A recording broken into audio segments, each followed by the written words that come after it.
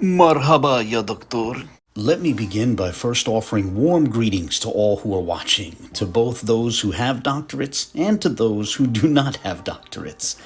So last month I put out a short video on a curious article which had been shared by our beloved friend over at We Woke Now.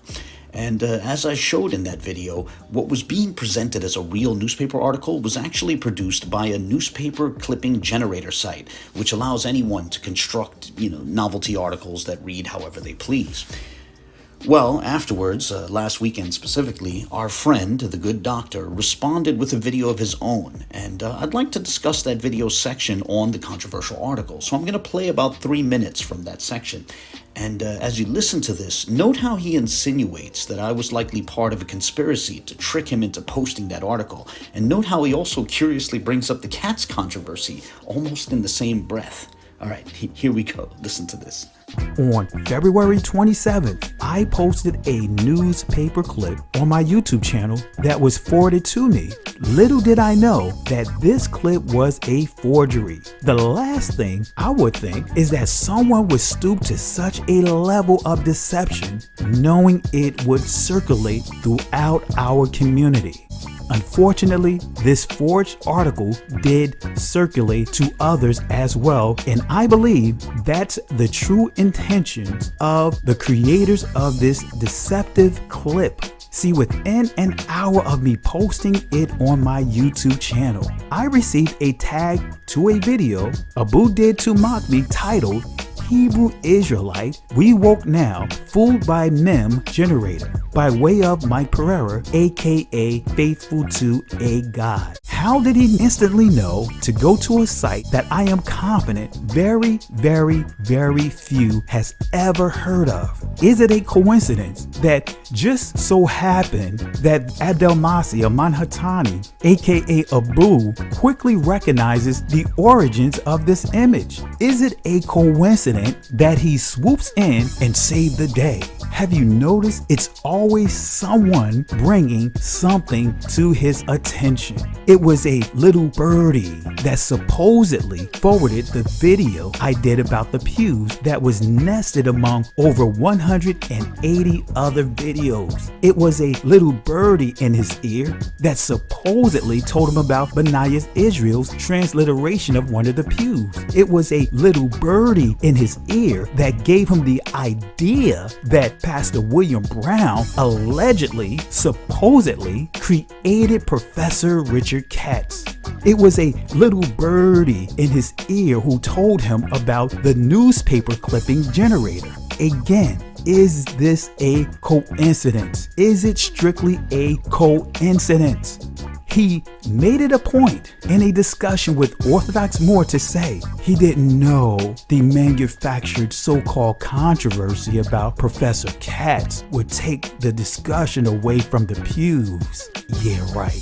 I'm going to show you why he and his entire group manufactured this so-called controversy. He also said the same thing on Brother Berean's channel. Yet, little do you know that he continuously tags me to his videos and as well as the videos of John Mark Reiser, aka VocabMalone. I want to make this clear. There is a difference between doing something in error versus purposely being deceptive. Every one of us have posted or made a reference to a poor source not knowingly. So our friend, the good doctor, raised this question. How was I able to find that newspaper clipping generator site within an hour of Dr. Kelly posting that false article? Well, the honest answer is Facebook. Seriously, someone on Facebook told me about the site. It's as simple as that. More specifically, the person who told me about that site was the one and only BK Apologist. Now, those who are unfamiliar with his thorough apologetics work might refer to him as, quote, a little birdie, end quote, but those of us who are familiar with the man and his work know him as the BK Apologist. And it was him, it was the BK Apologist who told me about it on Facebook. In fact, he introduced me to the site via a comment in a public thread on Facebook, which anyone can peruse, and I'm going to show that thread, and I'm going to link to it. And by the way, it's worth noting that in an episode of Berean TV, which aired on March 3rd, Brother Berean posted the link as well. He posted the link to that very Facebook thread. He posted it in the comment section of his video. And again, like I said, I'm going to share that Facebook thread in a moment. But since we're on the subject of Berean, let's first take a brief yet fun look at, the portion of the show that focused on the controversy over the article. Here, listen to this and enjoy. I clicks on this thing and Pastor Kelly done posted all we the people and all of this stuff, and then it's a boo that's explaining and showing some stuff in a link that we woke now done posted, and the whole link is pseudo. I'm gonna put that link in there too, and the whole link is pseudo, and I'm like, what's going on? After Abu blew shots at Pastor Kelly and them like he did before with the lies and the nonsense. That's how come I said all of this is part of the sideshow. All of this is part of the circus. Pastor Kelly turns around and take it down, but he had to get shots blown at him. That's how come we need intelligent believers to get them that work. We're not playing with y'all. Y'all can't just post what y'all want to post. Yo, Sister E, y'all wanted the light. Y'all wanted the shine. Y'all got the shine now. He posted some pseudo nonsense. Pseudo crazy nonsense. And how you a doctor with a dissertation? How you a scholar and you can't peep something and know that this is not right and exact? First of all, Abu blew it up. Shout out to Abu. He blew up Kelly on two occasions. So Kelly, you can't put nothing out. We looking for you. You can't put nothing out to pseudo. We on top of you. They think they can get out here and make videos and not be challenged because they used to Christians just sitting back. They got the wrong type of believer in this hour. God raising up a different type of believer in this hour, and y'all gonna be challenged. That's all. They question Jesus. Who are you, Dante? Who are you, Pastor Kelly? All right. I hope everyone enjoyed that. But getting back to what I was saying, Berean posted the link to this Facebook thread I've been referring to. He posted it in his comment section of his video, and you can see that here. And like I said, I'll have the link in the video description. But let's take a look at the thread now. So here's the relevant thread. At a time when Dr. Kelly's YouTube community post sharing that article was barely 20 minutes old, I put up a post on Facebook asking if anyone else found that article curious. And the reason why I did that is because the article immediately looked like an obvious fake to me. You know, like the D in daily, in the very name of the newspaper, the D in daily being lowercase was an immediate red flag. And so too the spacing and some of the other features also seemed unlikely for a legitimate newspaper. And then after I had posted that Facebook thread, Alfredo Valentin, the one and only BK apologist, commented on my thread, and he linked to the newspaper clipping generator site. And he also shared a quick article he had generated that, just for the occasion. And you can see me thanking him for the link. Now, this might raise another question, and that's this. How did the BK apologist know about the site? Well, as he noted in the comments of that same thread, he's been debunking that meme for years, so he's been familiar with the site that produced the article for quite some time. And I subsequently went on to note that, I gave credit to him in a pinned comment of my video, on the video on it that's on my account. And, anyone can go see that as that pinned comment is still there. And days later, I posted an addendum in the thread noting what our good friend had stated in his recent video. So subsequent to that, BK apologist then encouraged me to show the very thread in which he had told me, which is precisely what I just did now. And, to show you how far back that fake article goes, here's an old post in which BK Apologist is alluding to it. Now, note that the date is September 15th of 2019. So this is like a year and a half ago. And in the comment section, he posted a screenshot of an Instagram post in which someone else had posted precisely that article. And here's another example of, how long that article had been circulating, Oh, and by the way, aside from that, what he shared, I did a bit of a Google search and I found this post from April of 2019. So we're talking, nearly 2 years ago. We see that people were sharing this fake article. Now, as far as questions goes, this raises yet another question. And that question is, should we stop here? In other words, our friend, the good doctor, asked how I was able to learn of that newspaper clipping generator site so fast, and I gave the simple and honest answer because someone who's quite familiar with it told me about it on Facebook. So, part of me thinks that this is a good time to end this video, However, I'm going to be honest, another part of me wants to recall that in that long clip I played, the good doctor also made a curious reference to the cats controversy. And because he did that, I'd like to segue into that topic. So let's discuss that for the rest of this video. Honestly, there's an obvious parallel between posting a video with fake emails from a non-existent scholar on the one hand, and posting a fake article on the other hand. And that parallel is this, well, let's put it this way. What are we to make of the cat's emails making their debut on a video at We Woke Now? So, the best case scenario is one in which our right honorable friend, the good doctor, was himself initially deceived before airing the cat's emails. In other words, maybe he wasn't in on it. Maybe he himself was tricked, and he sincerely believed they were real. But that would imply a rather glaring lack of intellectual curiosity on our friend's part. Was he not interested in getting more information on the mysterious professor? In other words, in the best case scenario, he didn't take a close enough look at the emails or the alleged scholar that they were attributed to, and he likewise didn't take a close enough look at an article which immediately struck others as likely fake. That's the sort of pattern which begins to raise questions about discernment. And it's not a mere one-off mistake if it happened twice. Let's, with all due respect. So now, as I said, that's the best case scenario. But let's ask this question. What might the worst case scenario be? At this point, I'd like to submit some new clues into evidence, which might allow others to reassess their own speculations regarding the proximity of our beloved friend to those controversial cats emails. To begin, I'd like to return to We Woke Now's video from December 7th, on which the cats emails were first unveiled.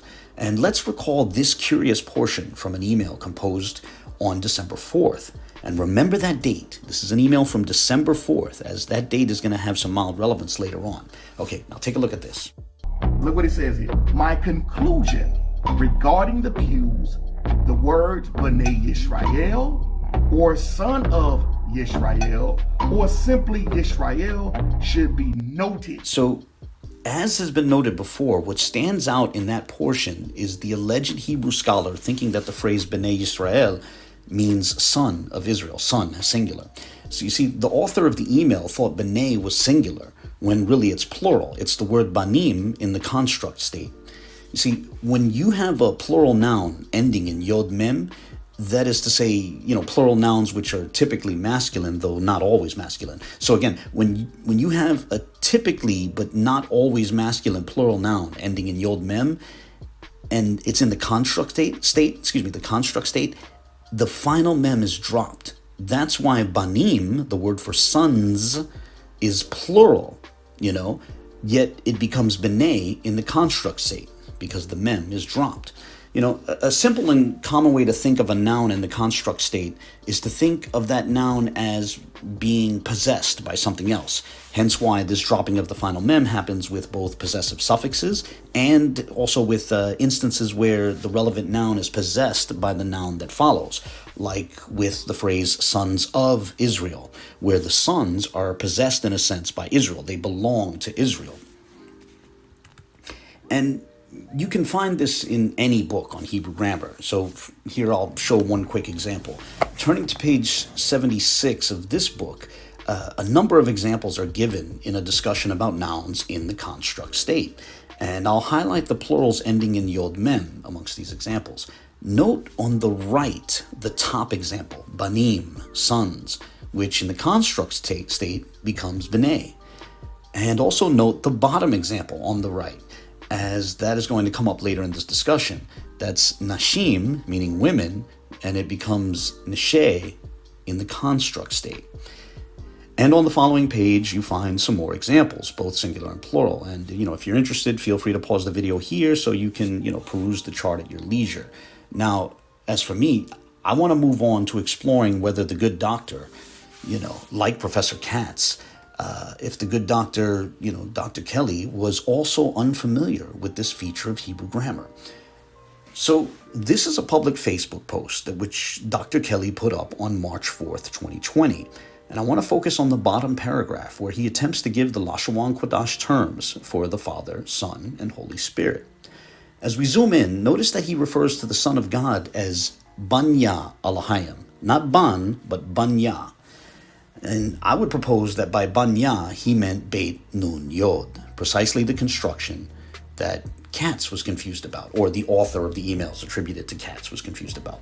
However, at this point, one might object, one might say, wait, his transliteration has a hyphen before the Ya, and there's also an H at the end of his transliteration. So maybe he meant that as Yod He, not simply, a Yod by itself. In other words, one might object that he could have meant son of Yah, using a truncation of the Tetragrammaton in reference to God.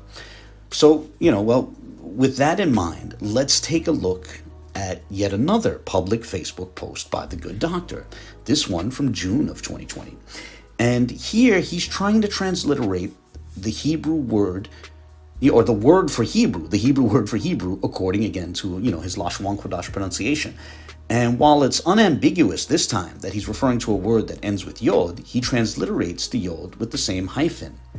Hyphen Ya, hyphen Y-A-H. Ibar Ya, hyphen Y-A-H. In other words, if the hyphen Ya in his transliteration of Ibri, which he renders Ibarya, represents just a Yod, if the Ya represents just a Yod, then likewise, in the same construction, hyphen Ya in his transliteration of the word for son would presumably represent just a Yod as well. In short, when he wrote Ban Ya, much like Richard Katz, he was treating Beit Nun Yod as referring to son in the singular. But let's drive this point home some more. So I'd like to take a look now at a video on the Z39 language account. And by the way, Z39 stands for Zephaniah 3:9. So on the Z39 language account, there's a video titled Polygamy, Wife of Thy Youth, and it's from August of 2019. Now, in this video, we get to see the good doctor attempting to discuss a word which we just saw in that book we looked at, that book on Hebrew grammar. So when you look at this here, pay close attention to what he has on the screen. And after the clip, I'll try to elucidate it.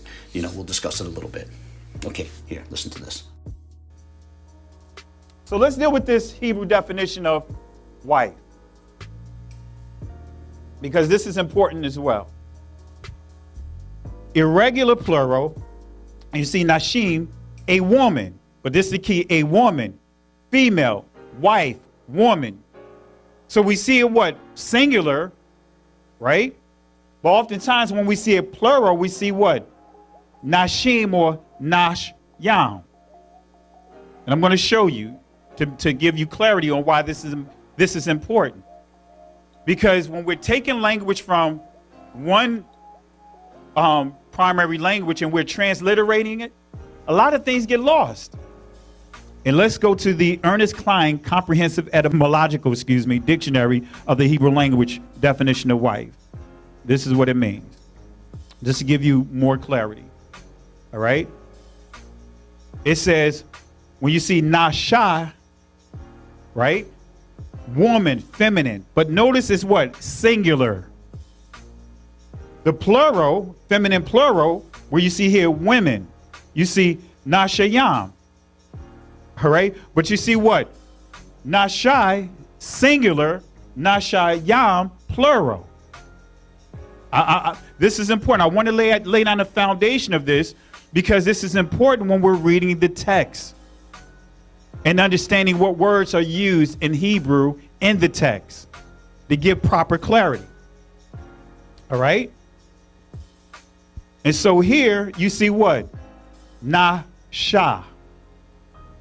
You, ath or atha, nasha. All right. But I'm going to deal with this right here. Right, you see here, Bayath, Adonai, and this is dealing with, actually this is the scripture for King David. And I'm going to get, I should have left it where it was, but this is the scripture for King David that many used to say, hey, David was given multiple wives from Saul's household, from his house. But we see the singular word, na-shai. Remember, na-shayam is what? Plural. So that means that who was the wife that the Most High gave to David from King Saul's household?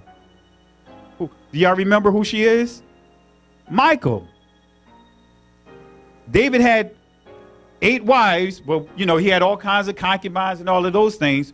But the 8 wives, there was only one that was out of what? The house of Saul. Well, we see that what? This word is what? Singular, not plural. But it transliterates to saying what? He gave you what? Wives. Versus he gave you what? A wife. Or the wife of thy youth, who David did deal with treacherously, when you really understand the fullness. And we're going to cover that real quick. All right. So I want to highlight that. So wives, na-shai, in this text is used what? Singular. Okay, now let's clarify what he had on the screen. First, let's look at that entry he showed from Ernest Cline's Comprehensive Etymological Dictionary of the Hebrew Language. He focused on the entry for the adjective, but the biblical verse he looked at is employing a noun. So he should have looked more closely at the entry for the noun. So in the entry for the noun, those letters you see, F dot, N dot, PL dot, those abbreviations stand for feminine noun, plural. The corresponding singular noun is not simply the same string of characters minus the mem, as Dr. Kelly assumed. Rather, the entry tells you what the singular actually is. It's right there. It's Isha. Now, let's get to the biblical verse he showed. He put it up in the Phoenician or Paleo-Hebrew script. But whatever the case, that's 2 Samuel 12:8. The relevant phrase is Neshe Adonecha. Now, the word Neshe in that verse is the word Nashim in the construct state. In short, much like Richard Katz, Dr. Kelly was unfamiliar with the rule that we looked at, where plurals that end in Yod Mem drop their Mem when they are possessed by a noun that follows, when they're possessed by something else.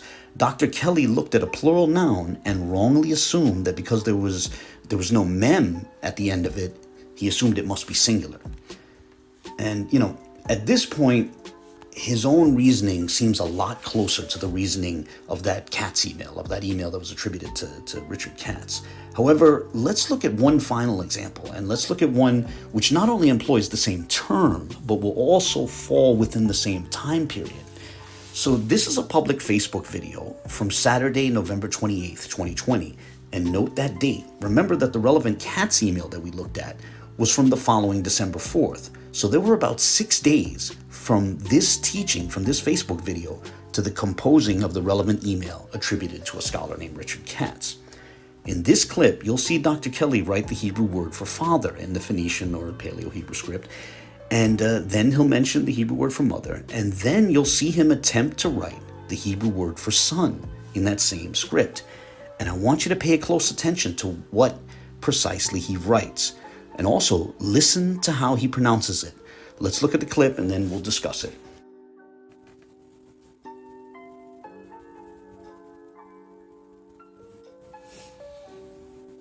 So these two letters together form the word, define the word what? So just off the first 2 letters, right, we learn a key word, and that is what? Abba, which means what? Father. So the very first word we have here is Abba. And then next we see Ama. And together, this is where we see they can either produce, depending on if they have boys and girls, right? Let's see here. So I'm just going to put it right here for son.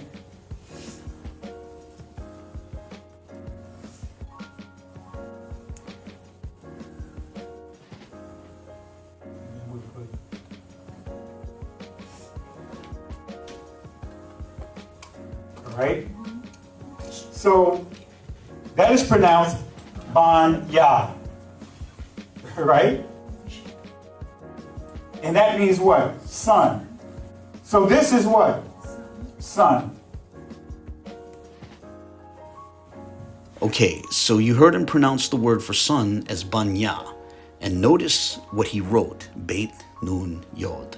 He thought that the singular word for son has a yod at the end of it, just like cats thought. And no, neither of them had the first person singular possessive suffix in mind. So let's try to sum this up. Here's how I would sum it up. Late last autumn, Richard Katz didn't understand the construct state in Hebrew, and thus he wrongly thought B'nai meant son in the singular. So too, late last autumn, Dr. Kelly didn't understand the construct state in Hebrew, and thus he too wrongly thought B'nai meant son in the singular. At this point, Professor Katz's reasoning and familiarity with Hebrew bears some clear similarities to the reasoning and familiarity with Hebrew of our beloved friend, the erudite Dr. Kelly.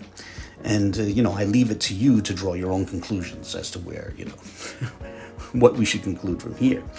For my part, I'll say up front that this does not definitively prove that Dr. Kelly composed those emails. However, I'd be curious if Brown learned some Hebrew from Dr. Kelly, because it seems like the email was written by somebody with a similar mindset. It could be someone who learned from Dr. Kelly, like, I don't know, maybe William Brown. One final thought. Now, I realize that some who watch this video might feel that a bunch of different pieces were brought together in this video. Pieces from here, pieces from there. And with that in mind, it's worth noting that some of us are interested in seeing what comes up if we take the time to carefully examine the language claims. I'm gonna spend the rest of the year on this language. Listen, y'all, right now, it look bad. It look like y'all been lying out here. That's what it looks like. Look like y'all ain't been nothing but liars. So how much have you lied about some now? I gotta go personally digging on everything. Somebody's a filthy liar. Somebody, I don't trust you with the language. And they lying to the people. Israel can ride with them lies. I ain't riding with no lies. And this is me. And I'm talking about every milk and cranny. Y'all want to see I'm thorough with it. Every milk and cranny. I think the language is make-believe. I think y'all lying. I think y'all misuse your sources. I'm not playing. I spend the rest of the year. I built for a long time on one subject. I talk about the Christmas tree all year. I think I'm going to spend a year on that language. I'm going to spend a year on Pastor Kelly, Pastor Major, and that information. With that, I'll close here simply by saying that there is much more to discuss, and I hope we can discuss it.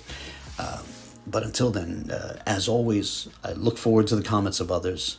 God bless.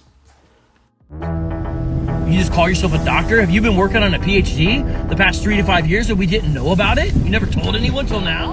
Now all of a sudden in the midst of this crisis, you have a doctorate? It couldn't have been in Semitic languages because you obviously don't know what you're talking about when it comes to Semitic languages.